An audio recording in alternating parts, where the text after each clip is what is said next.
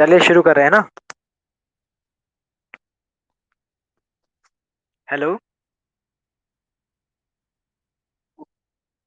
चलो हम कंटिन्यू कर रहे हैं। Accounting book partnership basic concept. तो शुरुआत में हमने जब बात की थी तो हमने पार्टनरशिप के इससे रिलेटेड कुछ टर्म्स की बात की थी।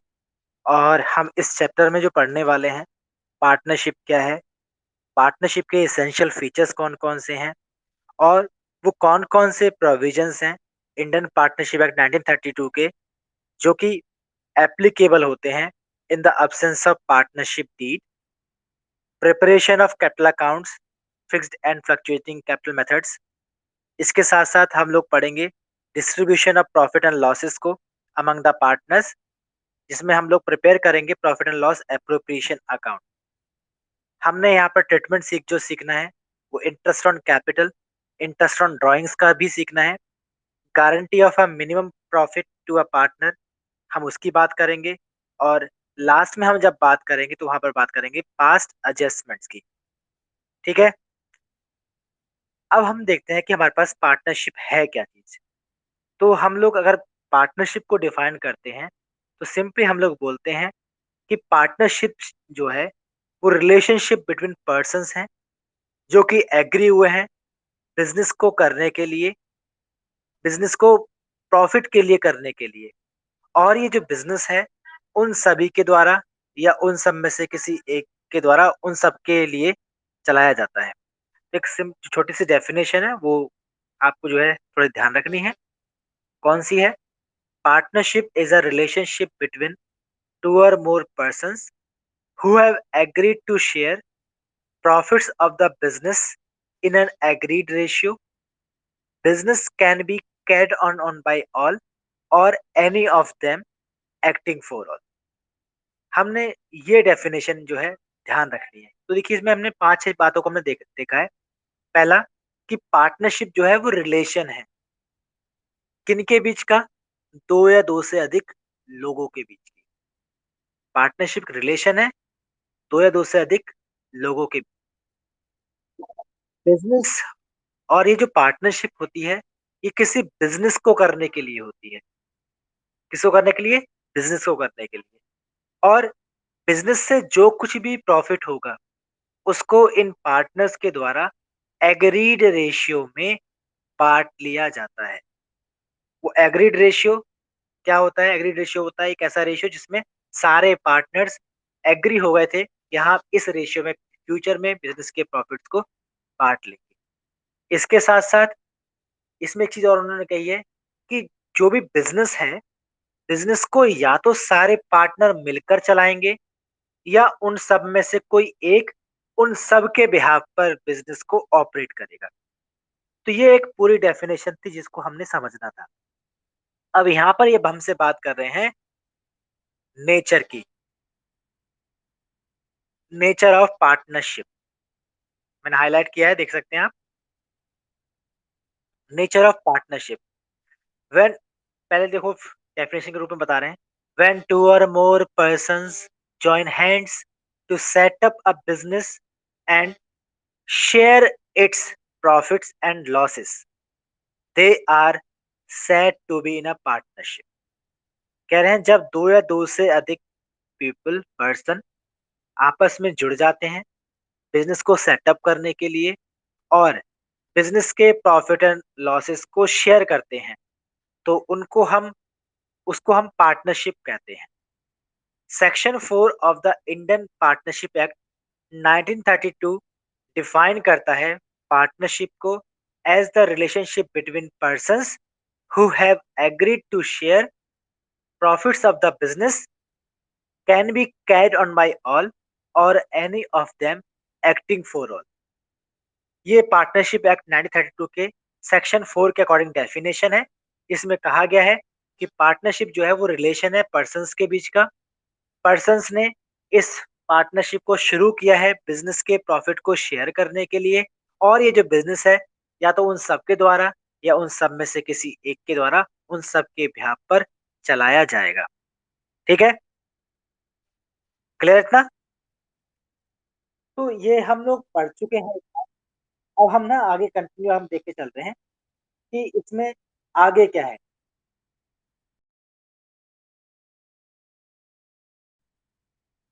तो देखिए आगे आपको बता रखा है, देखिए आप दिख रहा होगा डेफिनेशन का, ये आपको मैंने देखो हाइलाइट किया है, वही डेफिनेशन है। तो पार्टनरशिप जो है रिलेशन है between persons who have agreed to share the profits of a business carried on by all or any of them acting for all. तो ये सारी जो है मतलब एक पूरी कंप्लीट डेफिनेशन है, और इसी में जो 4-5 टर्म यूज़ हुए हैं, वही हमारे एसेंशियल फीचर्स हैं पार्टनरशिप के। पार्टनरशिप के एसेंशियल फीचर्स कौन-कौन से होते हैं, ज़रा हम अब उसको पढ़ेंगे। उससे पहले 2 चीज़ें और, कि ये पार्टनर्स कौन होते हैं और ये फर्म क्या होती है? हम ज़रा थोड़ा उसको भी क्लियर कर लेते हैं।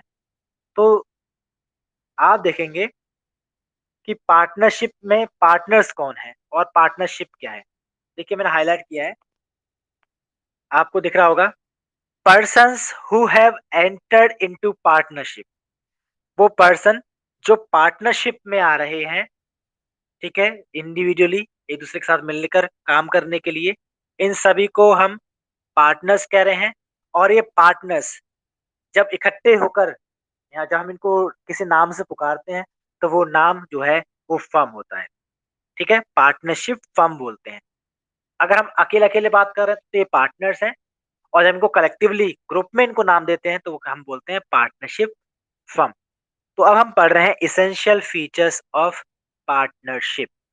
तो बेसिकली जो इसेंशियल फीचर्स होते हैं पार्टनरशिप के, वो हमारे पास होते हैं सिक्स।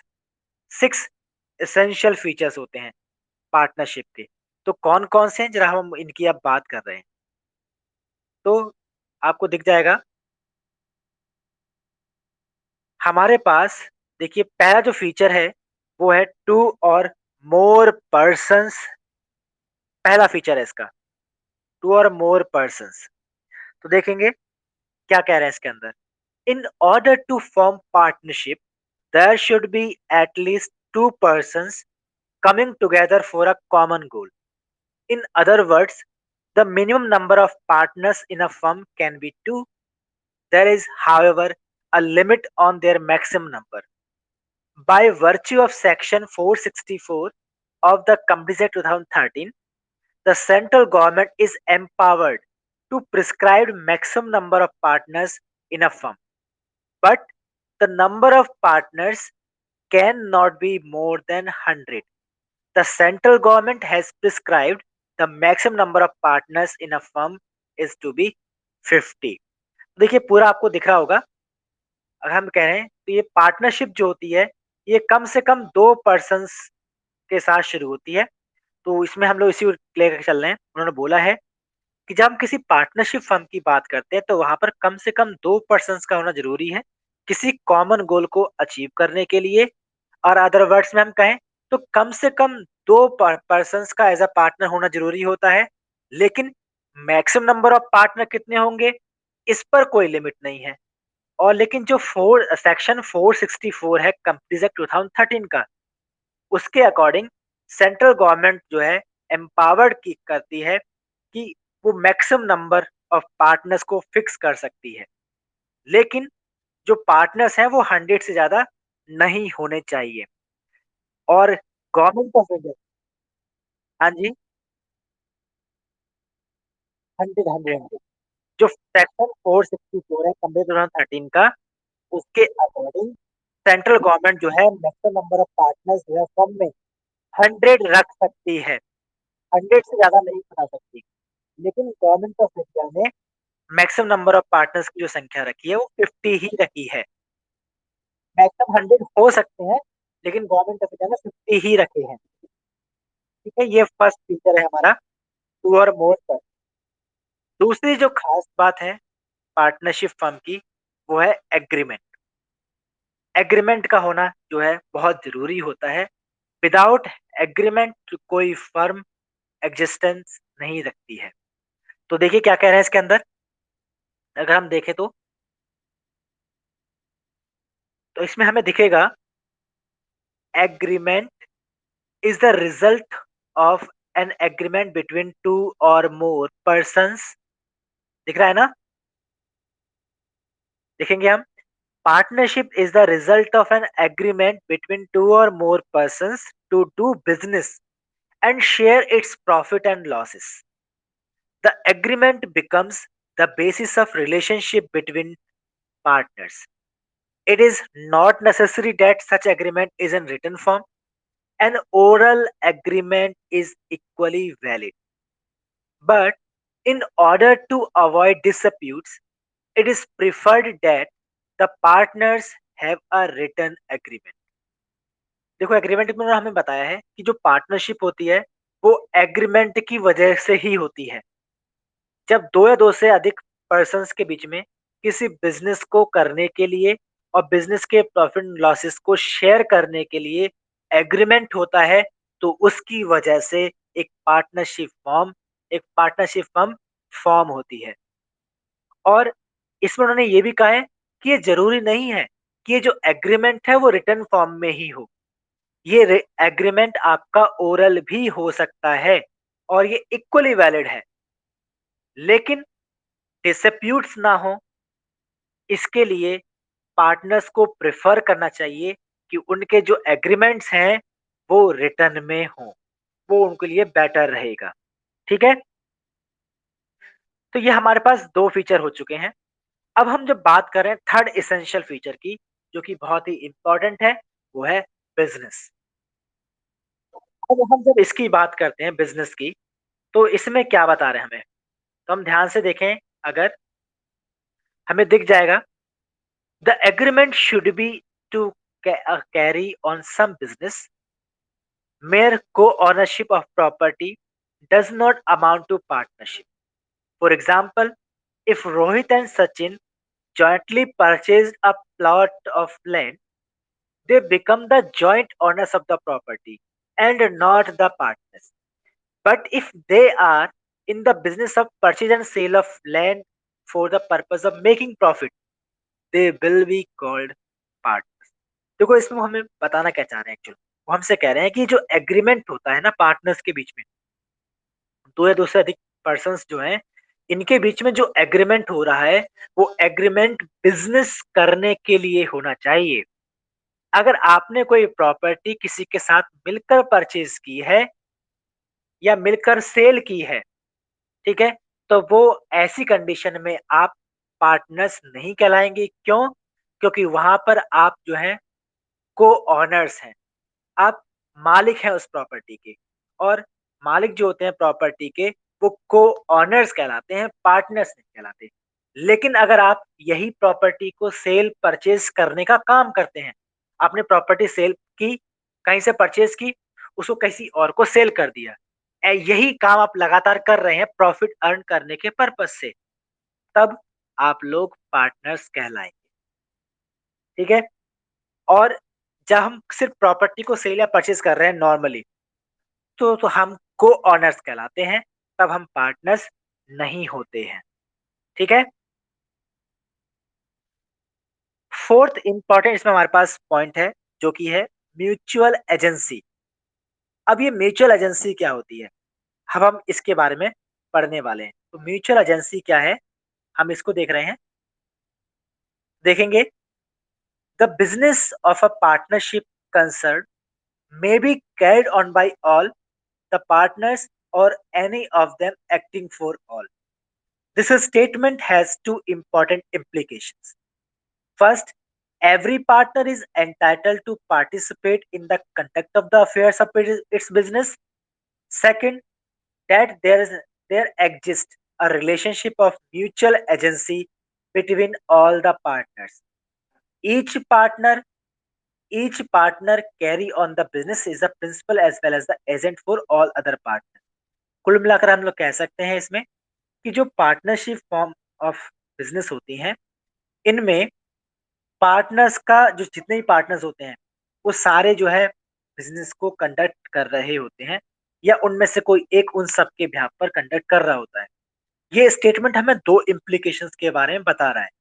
पहले इम्प्लीकेशन क्या है कि यहाँ पर हर एक पार्टनर जो है वो पार्टिसिपेट कर सकता है conduct of its business affairs. और दूसरा वो हमसे कह रहे हैं कि यहाँ पर एग्जिस्ट होती है mutual agency between all the partners. यहाँ पर हर एक पार्टनर अपने द्वारा किए गए काम के लिए रिस्पॉन्सिबल है अदर पार्टनर्स के साथ। ठीक है, या हम कुल मिलाकर कह सकते हैं कि यहाँ पर हर एक जो पार्टनर है वो किसी अदर पार्टनर के लिए एज अ प्रिंसिपल और इसके साथ साथ एजेंट के रूप में भी काम करता है। यही है म्यूचुअल एजेंसी फंक्शन। ये हो गए हमारे पास चार। और जो पांचवा हमारे पास जो इंपॉर्टेंट फीचर है, यही लास्ट में मैंने आपको स्टार्टिंग में छह बोला, छह नहीं है पांच ही है।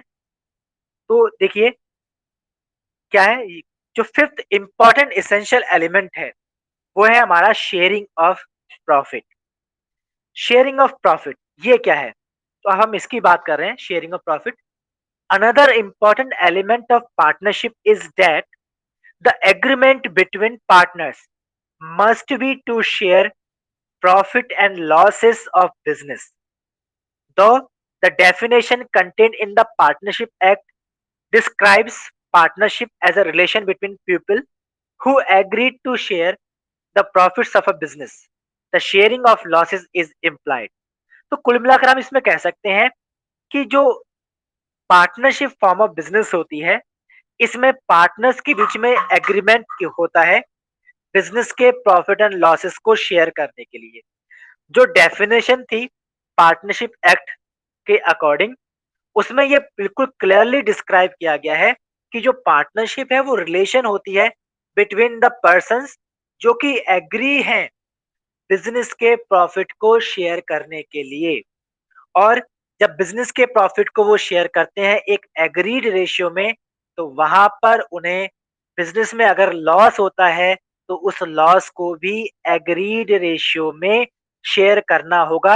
ऐसा वो आपसे कहेंगे नहीं, लेकिन वो इम्प्लाइड होता है। जब आप प्रॉफिट को शेयर कर रहे हैं तो आप लॉसेस को भी शेयर करेंगे, ये इम्प्लाइड है। ठीक है, तो हमारे पास पांचों इंपॉर्टेंट इसेंशियल फीचर्स हो गए हैं, ये आपको याद करने पड़ेंगे और बहुत ही इंपॉर्टेंट टर्म्स हमारे पास ये निकल कर आते हैं। ठीक है, अब हम अगले टॉपिक की तरफ बढ़ रहे हैं जो कि हमारे पास है पार्टनरशिप डीड के नाम से।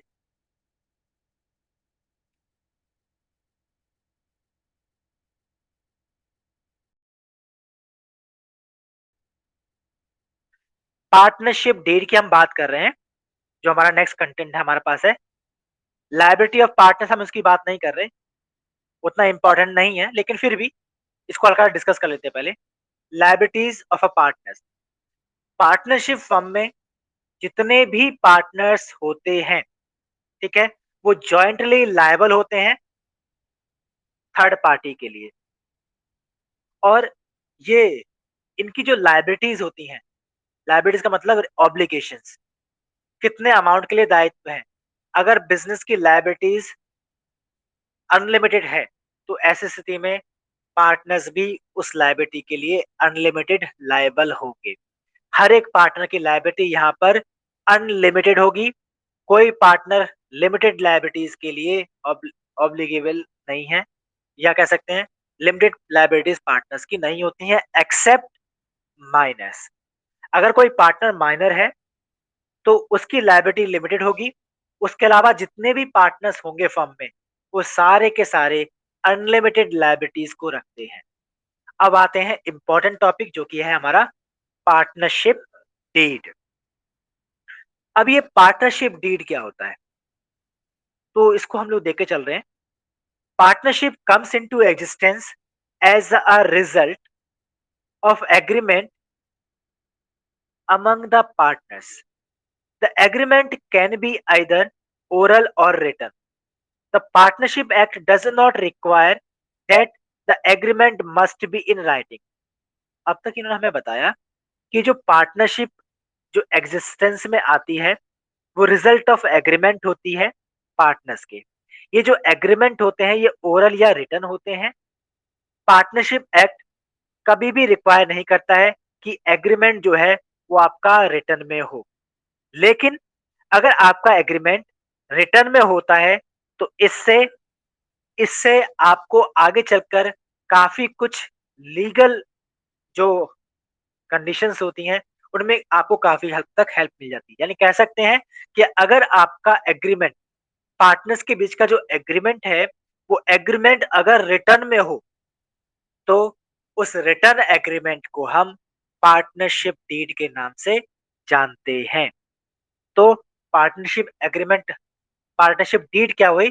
तो पार्टनरशिप डीड जो है एक रिटर्न डॉक्यूमेंट होता है जिसके अंदर सारे terms and conditions regarding the partnership firm लिखे हुए होते हैं। फिर से, partnership deed is a written document which contains all the terms and conditions regarding the partnership firm। किसी पार्टनरशिप फर्म से रिलेटेड जितने भी टर्म्स एंड कंडीशंस जिस रिटर्न डॉक्यूमेंट में होते हैं, उस रिटर्न डॉक्यूमेंट को ही हम लोग, उस रिटर्न एग्रीमेंट को ही हम लोग पार्टनरशिप डीड के नाम से जानते हैं। इस पार्टनरशिप डीड के अंदर जो मेनली टर्म्स एंड कंडीशंस जो होते हैं, वो हमें पूरे कंटेंट ऑफ पार्टनरशिप डीड के नाम से पूरा टॉपिक दे रखा है, उसके अंदर में बता रखे हैं। आपको ये दिख रहा होगा, ये दिख रहा है ना? इसमें देखिए हाईलाइट किया है, इसमें आपको सारे बता रखे हैं जो इंपॉर्टेंट एलिमेंट्स या कंटेंट होते हैं पार्टनरशिप डीड के अंदर। अब हम इसको वन बाय वन पढ़ने वाले हैं। तो देखिए, the partnership deed usually contains the following details. The first is name and address of the firm and its main business।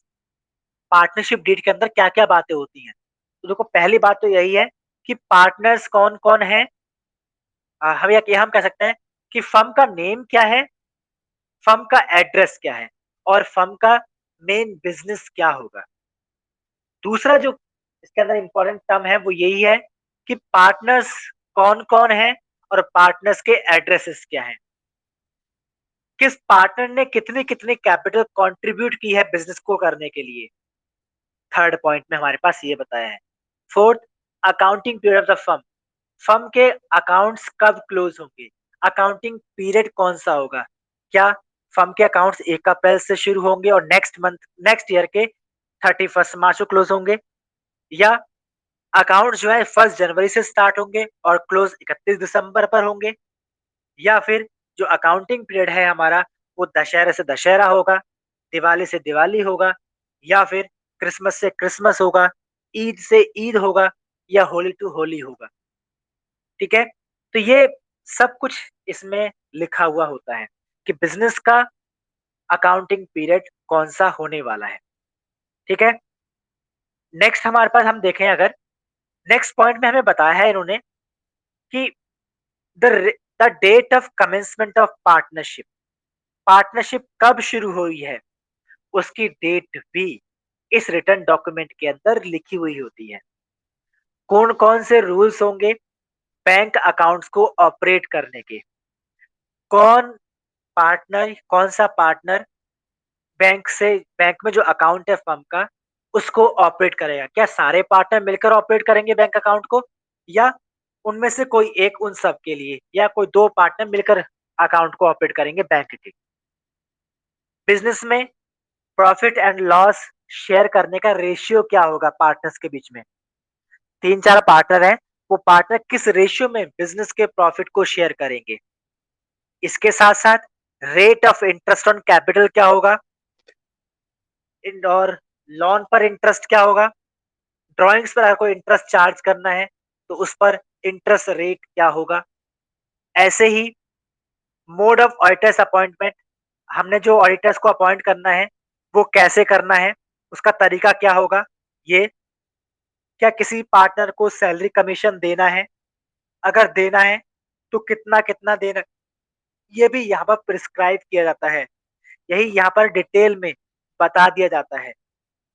Partners के क्या राइट्स होंगे, क्या ड्यूटीज होंगी, क्या लायबिलिटीज होंगी, ये भी क्लियर करना पड़ता है। ये भी इसके अंदर लिखा हुआ होता है। Treatment of loss arising out of insolvency of one और मोर पार्टनर्स।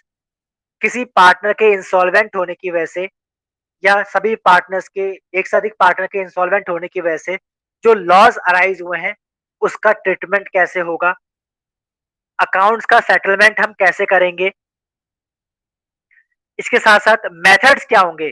जो डिस्प्यूट्स हुए हैं पार्टनर्स के बीच में, झगड़े हुए हैं, जो मनमुटाव हुआ है पार्टनर्स के बीच में, उनको हम कैसे सेटल्ड करेंगे?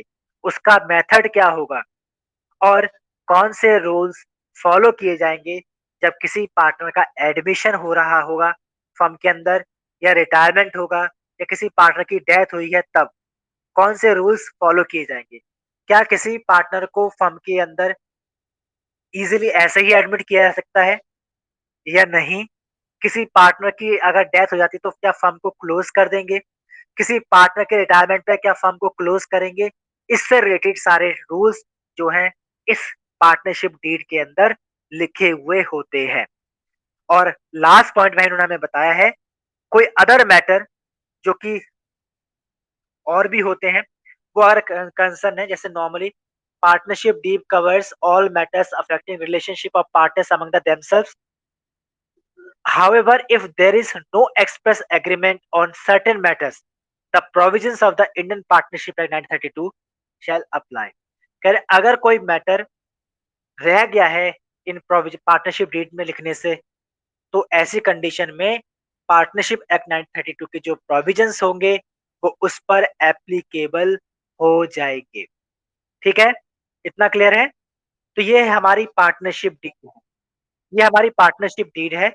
और आगे चलकर हम लोग अब पढ़ेंगे प्रोविजंस ऑफ पार्टनरशिप डीड। अब ये क्या होते हैं? प्रोविजंस ऑफ पार्टनरशिप डीड क्या है?